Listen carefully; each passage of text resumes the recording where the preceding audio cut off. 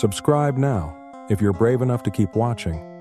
The night shift had always been quiet for Officer Daniel Mercer. The industrial park was deserted after 10 p.m., save for the low hum of power lines and the occasional flicker of motion sensors catching a stray cat. But that Friday night, the air felt different, heavy, almost charged. The clock in his cruiser blinked 12:41 a.m. as he rolled slowly past the fenced perimeter of Hawthorne storage, his flashlight beam cutting through the mist. Then his radio cracked. Static at first, just enough to make him flinch. Then came a faint voice. Unit 9. Respond. He pressed the receiver. Unit 9, copy. Go ahead. Nothing.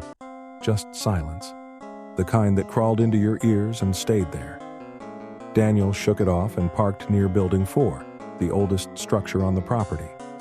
Its windows were boarded up, yet lights flickered inside, like an old television left running. He stepped out of the car, the crunch of gravel echoing through the empty lot. His boots felt heavier than usual, his breath visible in the cold night air.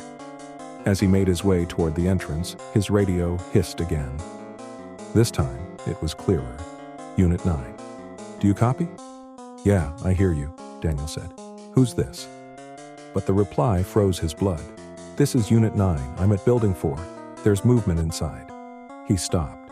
That was his call sign, his voice. A nervous laugh slipped from his throat, but it came out brittle. Who's playing games on this frequency? No answer.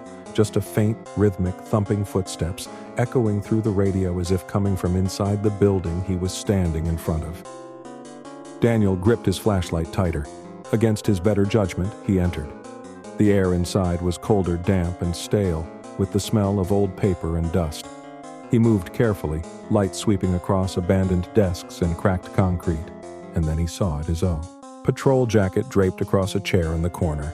His badge gleamed faintly under the beam, but it couldn't be his. His jacket was still zipped on him. His pulse pounded as he radioed in. Dispatch, this is Unit 9. I've got unauthorized access inside Hawthorne storage. Possible trespasser. The voice cut through him again, louder, overlapping his own words. Negative, dispatch. Area's clear. I've already checked it. Daniel's radio dropped from his hand. The voice was calm, professional, and it was him. Exactly him. He stumbled backward, his flashlight catching on a cracked mirror leaning against the wall. For a second, he saw movement, his own reflection stepping forward a split second after he did. It wasn't mirroring him. It was delayed. The reflection raised its radio to its mouth. Stop calling, it said in his exact tone, eyes cold and expressionless. I'm already here. The flashlight sputtered, and in that brief flicker of darkness, the sound of a police radio filled the air again, but this time it wasn't just one. There were two radios transmitting, both saying the same thing. Unit 9, on site. Daniel backed out of the building and ran toward his car, breath ragged. But when he reached the driver's door, the engine was already idling. The dashboard lights were on. His own voice came faintly through the car's onboard mic, a recording of his patrol logs from earlier in the night. Except, the timestamps didn't match. They were from an hour ahead. As he leaned closer to the screen, he saw something that made his stomach drop the live dashcam feed showing himself standing in the building at that very moment, motionless, watching the camera. And then, over the radio, the second voice, calm, detached, said, Unit 9 secure. The originals accounted for. The transmission ended. Daniel stood frozen by the car door, staring at the glowing monitor, the empty lot reflect in the screen.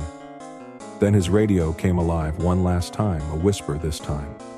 Don't go back inside. The message was signed with his ID, his voice. And then, the screen cut to static. The next morning, the lot was sealed off with yellow tape. But Officer Daniel Mercer hadn't come home.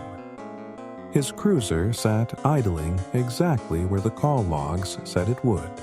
Driver's door open, headlights still cutting through the fog. The shift supervisor, Sergeant Keller, stood beside it, frowning at the empty seat and the radio lying in the gravel. Inside the car, the dashcam was still recording.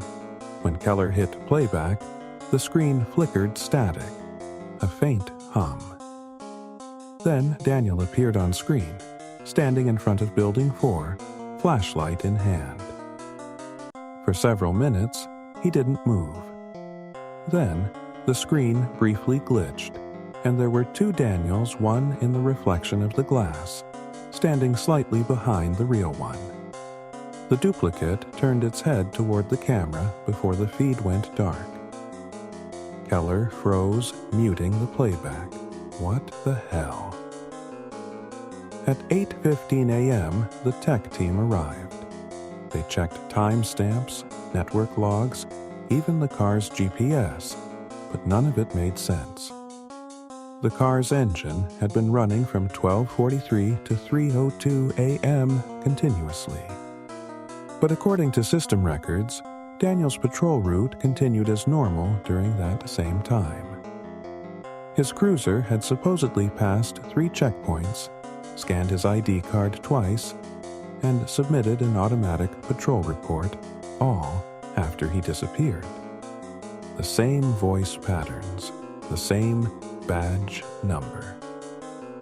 When the security cameras from the gatehouse were reviewed, the unease deepened. At 1:27 a.m., a figure in uniform walked toward the exit gate. The man waved at the guard on duty, even spoke briefly before leaving through the side road. The guard, half asleep, later told investigators, "Yeah, Mercer left. I remember his voice, said his shift was over." But when they checked the audio feed, something wasn't right. The voice had a faint distortion, almost robotic, a half-second delay between each word. Meanwhile, Keller ordered a search of Building 4. It looked exactly as Daniel's initial report described: empty, abandoned, dusty. Except for one thing. A police badge sat on a wooden table. Daniel's badge, identical number, identical engraving. Except the back plate was scratched with 3 letters, E-O-N. The lead investigator, Detective Marlowe, pocketed it carefully. "Could be a prank," he said, though his tone betrayed uncertainty. "We'll verify the ID code." That afternoon, a digital forensics officer analyzed the security system that controlled the patrol reports. Her face went pale when she checked the logs. "Sir, it's showing 2 active accounts for the same officer ID, both online, both sending status updates, one from last night, one from 20 minutes ago." Everyone in the room went silent. The second signal wasn't coming from Daniel's car, it was pinging from inside Building 4. They formed a small team to re-enter the property before sundown. Keller, Marlowe, and 2 other officers approached the building, radios buzzing faintly with background static. The closer they got, the worse it became feedback, overlapping voices, snippets of past transmissions echoing through the channel. As they entered, the smell of cold metal and ozone filled the air. The power seemed to flicker, though the building hadn't had electricity in years. Marlowe's flashlight beam landed on the far wall a set of handprints in dust, identical in size, layered over and over again like something had been touching the same spot for hours. Then Keller's radio hissed to life. "Unit 9 to base, area clear, returning to patrol." Keller's jaw clenched. He looked at Marlowe. His hands were nowhere near his radio. "That's Mercer's voice," Keller whispered. Marlowe motioned for silence. The transmission continued, now faintly distorted. "Unit 9 secure. Proceeding to checkpoint B." The sound of footsteps echoed from the hallway. Slow, deliberate. coming closer. The team turned their flashlights toward the noise, but the beam barely cut through the dark. The air shimmered faintly like heat waves in a mirror. Then a figure stepped forward. The uniform was regulation correct. The badge number glinted. 537, Mercer's. But the face, it wasn't right. The expression was calm, detached like someone replaying a memory they didn't belong to. The doppelganger raised a radio. "Sergeant Keller," it said in Daniel's exact voice, "you shouldn't be here." Marlowe barked, "Identify yourself." The copy tilted its head slightly. "You already know who I am." And then it vanished, not in smoke or light, but in a blink. One moment it was there, the next, gone. The team rushed back outside. Every flashlight flickered out at once, and for a moment the only illumination came from the faint glow of their own radios. On each device, the same message scrolled across the tiny digital screens. Unit 9. Duplicate. Error detected. That night, the department suspended all patrols near Hawthorne Storage. The investigation would continue in daylight only. But at 3:14 a.m., the dispatch line received a single incoming call. The voice on the other end was calm, professional. Unit 9 reporting in, area secure. The call was traced back to Daniel's cruiser, the one still parked behind the police station. For 3 days, the department kept the incident under wraps. Officially, Officer Daniel Mercer was missing in action, but every cop in town knew that wasn't the truth. His cruiser, uniform, and voice still lingered like ghosts in the system. Detective Marlowe couldn't let it go. He'd replayed the dashcam footage 100 times, watched the static-filled video frame by frame, and still the moment when Mercer's reflection broke away from him made no sense. Every expert said the same thing. Visual distortion, maybe data corruption. But there was no explaining why the system continued to receive live reports from Mercer's badge, even after the department deactivated it. On the 4th night, Marlowe returned to Hawthorne Storage alone. Against protocol, he parked just outside Building 4, the same one where everything began. The fog was thicker this time, pressing against the windshield like breathing glass. His radio hissed faintly in the passenger seat. Unit 9 reporting all clear. He froze. The frequency was encrypted. No one outside their network should have been able to access it. He grabbed his flashlight and stepped out. The sound of crickets had vanished, replaced by a low, distant hum, like an old generator winding up. Every step toward the building felt heavier. Gravity itself seemed thicker here. When he reached the doorway, he saw something glinting in the dirt. Another police badge, half buried. The same number, the same initials. But unlike the one they found before, this one looked new, polished, untouched by time. Inside, the walls buzzed softly. Marlowe's radio picked up faint, overlapping transmissions. Mercer's voice, Keller's, even his own, all slightly delayed, as if the building was replaying memories it shouldn't have. Then came the whisper. Detective Marlowe. It was Mercer's voice, not over the radio this time, but directly behind him. He spun, around, flashlight sweeping across the hall. And there, standing in the corridor, was Mercer. Same uniform, same badge. Only this time, his eyes didn't reflect the light. "Where have you been?" Marlowe demanded, stepping closer. "We've been searching for you for days." Mercer tilted his head. "You shouldn't have come back. What's happening here?" For a moment, Mercer didn't answer. Then, he turned his radio toward Marlowe. The screen glowed the same duplicate error message from before, but the line underneath had changed.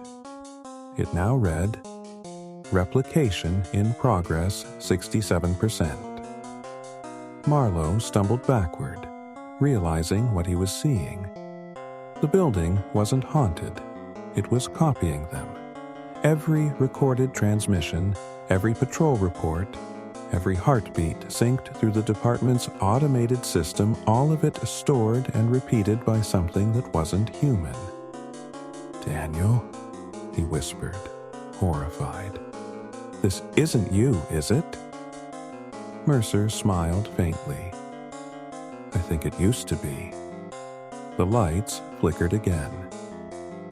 From deeper in the hallway, figures began to emerge, half-formed silhouettes wearing police uniforms, their faces featureless, voices looping bits of old radio chatter. "Unit 9, checking in. Copy that. Area secure." Each one moved in perfect sync, mechanical, unnatural. They weren't alive, but they were learning. Marlowe raised his flashlight toward Mercer, but he was already fading like static dissolving on a screen. "They don't want you to leave," Mercer said softly. "Once you're logged in, you stay." The flashlight died. Darkness swallowed the hall, broken only by the glow of dozens of police radios lighting up one by one. The static turned into words, hundreds of overlapping voices whispering the same phrase in unison. "Unit 9, duplication complete." When the backup team arrived hours later, they found Marlowe's car still running by the fence. The driver's seat was empty, but the dashcam had recorded D for nearly 4 hours after his last call. The final frame showed the inside of Building 4, an empty corridor, faintly illuminated by flickering lights. Then, just before the footage cut out, a figure stepped into frame. Detective Marlowe. He looked directly into the camera and said calmly, "Unit 9 area secure." Outro in a chilling, cinematic tone. They shut down Hawthorne Storage after that night. The site was sealed, all digital records deleted, but occasionally, dispatch still receives a single encrypted transmission from an inactive unit ID. The voice always says the same thing: calm, professional, and eerily familiar. Unit 9 reporting in, patrol complete. If this story haunted you, the next one will keep you awake. Subscribe if you dare.